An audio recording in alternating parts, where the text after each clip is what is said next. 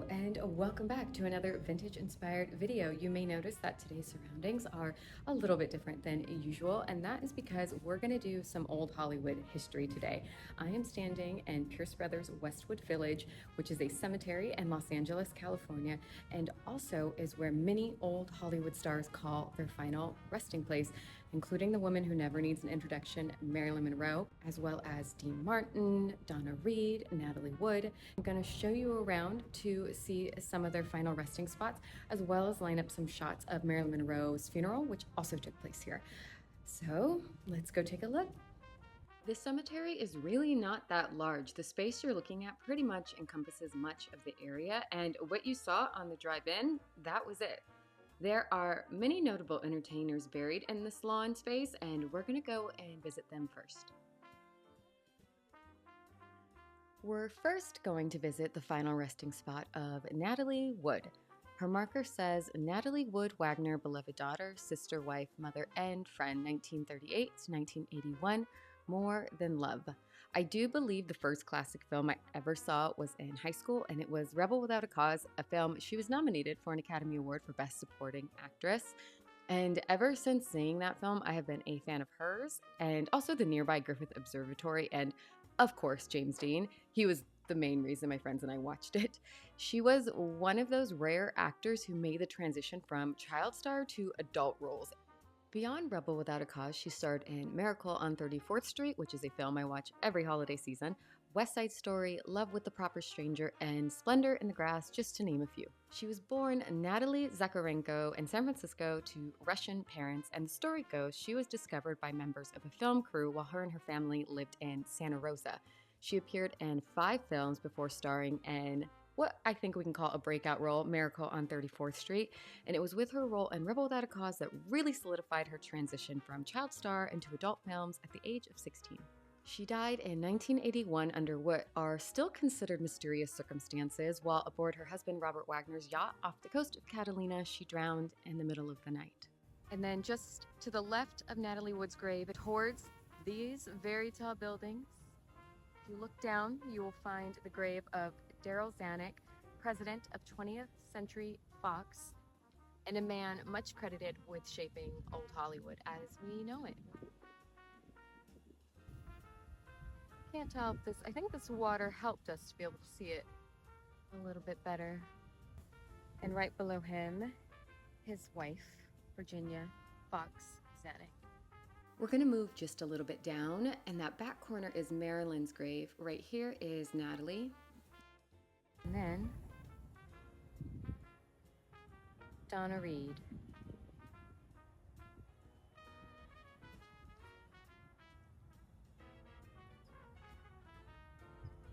Love Donna Reed. She is the star of one of my all-time favorite old movies. It might even be my number one. I go back and forth, but I think it might be my number one favorite movie, It's a Wonderful Life. She was born Donna Bell Mullinger on a farm in Iowa, and her career spanned more than 40 years. And in that time, she won an Academy Award for her performance in the film From Here to Eternity, and had her own television show for 8 seasons. For her work on that show, she won a Golden Globe for Best TV Star of 1963. She also starred in The Benny Goodman Story and The Last Time I Saw Paris, and all of this, and she never even intended to become an actor. She came out to LA for her education and was offered several screen tests and eventually signed with MGM. The studio changed her name, and it was one she said she never did like. Rest in peace, Miss Donna Reed. Mary Bailey. Thank you for making my favorite movie. Her third husband's name was included on her headstone. However, he ended up being buried at West Point when he passed away in 2003. Back in that alcove is the final resting spot of Marilyn Monroe. Then, just down from her is the queen of the pinups, Miss Bettie Page. Hard to see the date there, December 11th, 2008. She began modeling in 1950 as a pinup, as well as appearing in bondage-themed shoots. Unlike other pinup models of the era whose careers lasted months, Bettie Page was in demand for several years. In the late 50s, she retired from modeling, became a born-again evangelist, and devoted much of her life to the church. For decades, she had retreated from public eye, but that did not stop a large cult following from forming in the 1980s. Sadly, though, she never really received any income from the use of her likeness, but in death, her estate has become one of the top earning of deceased celebrities.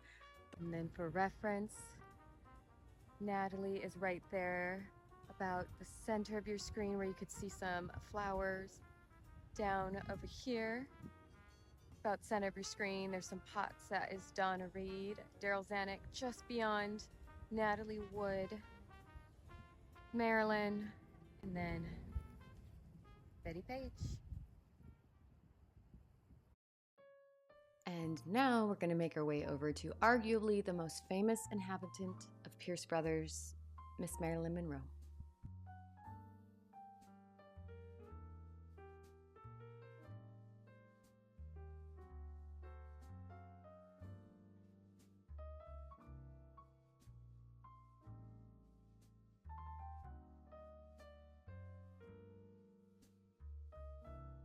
There she is, the one and only Marilyn Monroe. The anniversary of her death just passed. There were some beautiful wreaths and things placed out in front of her grave site. There are currently some faux roses and they look really beautiful.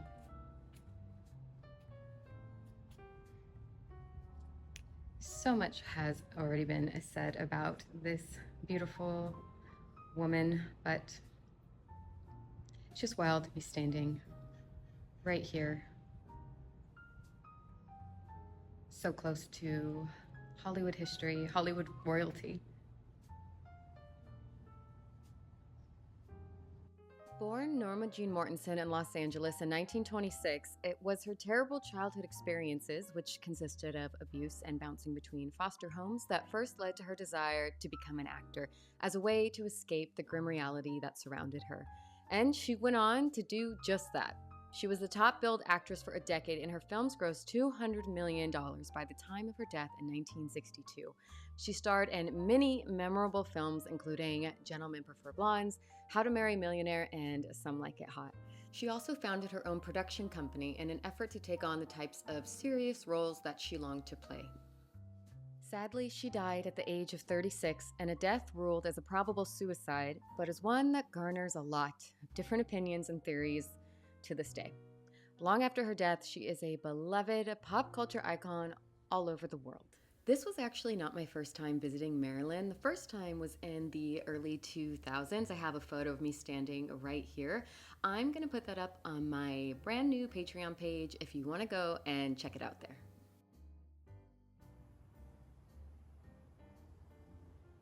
We're gonna move just a little bit over to the very appropriately named Sanctuary of Love to pay respects to one of my very personal favorites, Dean Martin.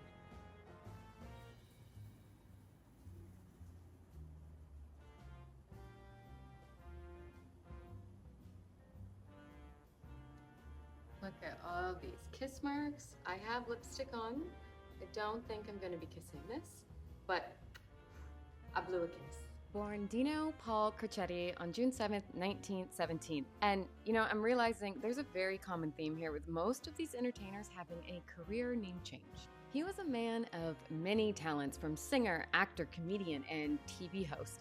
He was born in Steubenville, Ohio, to Italian parents, and after working as a bootlegger, a card dealer at a speakeasy, and even a boxer in his teens, he began his singing career in the 1940s. His career breakthrough came with a pairing of himself with Jerry Lewis, who performed countless times together from nightclubs to films until the breakup of the act in 1956. From there, he focused on a solo career in acting, starring in films alongside his Rat Pack pals, and then in the late 50s and 60s, his name became synonymous with Las Vegas, starring again alongside his fellow Rat Pack members at the Sands Hotel.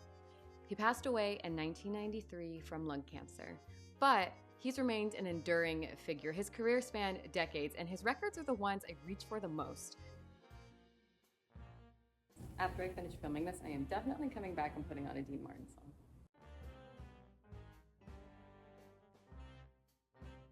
Now we moved over to a different area. This is the grave of Billy Wilder, born June 22nd, 1906. He was an Austrian-born filmmaker and screenwriter buried here next to his wife, Audrey. His career spanned 5 decades, and in that time, he won 7 Academy Awards. And he's regarded as one of the most brilliant filmmakers of the old Hollywood era. He came to Hollywood in 1934, and throughout his career pushed the range of acceptable subject matter for the time. He is responsible for creating many of my favorite films, including Sabrina, and 2 of noir's most definitive films, Double Indemnity and Sunset Boulevard. This epitaph is perfect. It's a reference to the famous line spoken at the end of Some Like It Hot, so if you don't know what I am talking about, I recommend you go give that film a viewing. Speaking of Some Like It Hot, here is the grave of Jack Lemmon, and something interesting to know is that Marilyn Monroe and Jack Lemmon, both stars of Some Like It Hot, are buried in the same cemetery as Billy Wilder, and the 3 of them worked on multiple films together. And along those same lines, Lemmon's longtime screen partner, Walter Matthau, is also buried here. Lemmon was born on February 8th, 1925, and starred in over 60 films. His best-known films include Mr. Roberts, Some Like It Hot, The Apartment, and The Odd Couple. Lemmon died from cancer in 2001.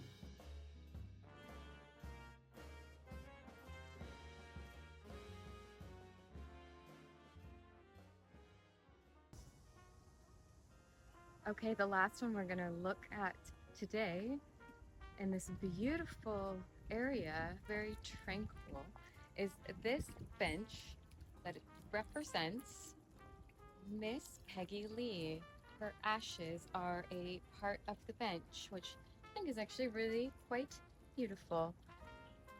Kind of very similar to, I believe, Danny Kaye, whose grave I have been to. His is also a bench, and I thought that his ashes were a part of it. Music is my life's breath. Miss Peggy Leigh. Born Norma Dolores Engstrom on May 26, 1920, Peggy Leigh, as she was professionally known, was a singer and actor with a career spanning over 7 decades. She started her singing career as a vocalist on local radio and went on to sing with Benny Goodman's big band. Called the Queen of American Pop Music, Leigh recorded over 1,100 songs. I know I said that was the last one, but I had to stop by a favorite of mine, Janet Leigh. Born Jeanette Helen Morrison on July 6, 1927, her career spanned over 5 decades. And she has actress Norma Shear to thank for her start. Shear discovered her and helped her secure a contract with MGM. She was the star of my favorite Hitchcock film, Psycho, of which she won a Golden Globe for Best Supporting Actress, as well as appearing in Holiday Affair, The Manchurian Candidate, and The Fog. She's also very famously the mother of actress Jamie Lee Curtis. She passed away at the age of 77 from vasculitis. I mentioned at the top of the video that Marilyn Monroe's funeral took place here, so now I'm going to match up some of the shots that were taken that day.